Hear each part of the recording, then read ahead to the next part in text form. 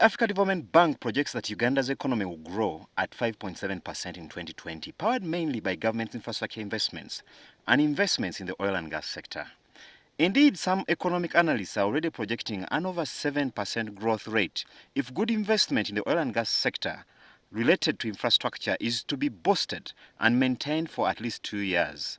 Some questions are, however, being raised in relation to the general population inclusiveness in the growth that comes from such investments. In other words, are the dividends from the growth being felt at the bottom of the pyramid? Is it the kind of growth that is trickling down? These questions are, for instance, raised and answered in the PricewaterhouseCoopers Economic Outlook report.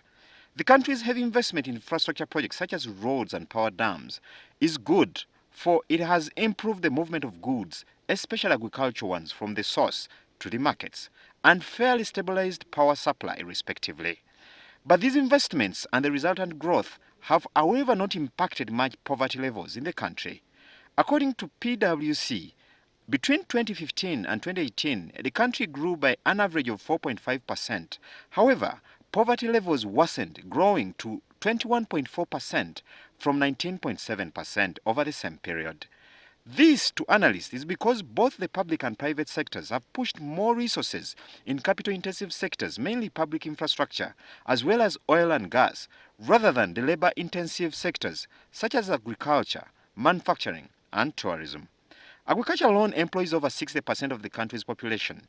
Yet, in the current financial year budget, 2018-2019, it got 1.5 trillion, trading works and transport at 6.4 trillion, and others like defense and energy.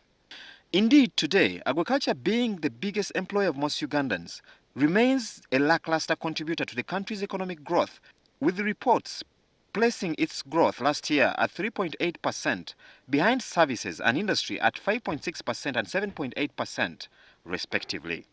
So as we start 2020, the assertion is that balance has to be created between capital-intensive investments, which are indeed necessary, but also the labor-intensive ones that look at sectors such as agriculture and manufacturing. It is such an approach that will see growth that will include more Ugandans.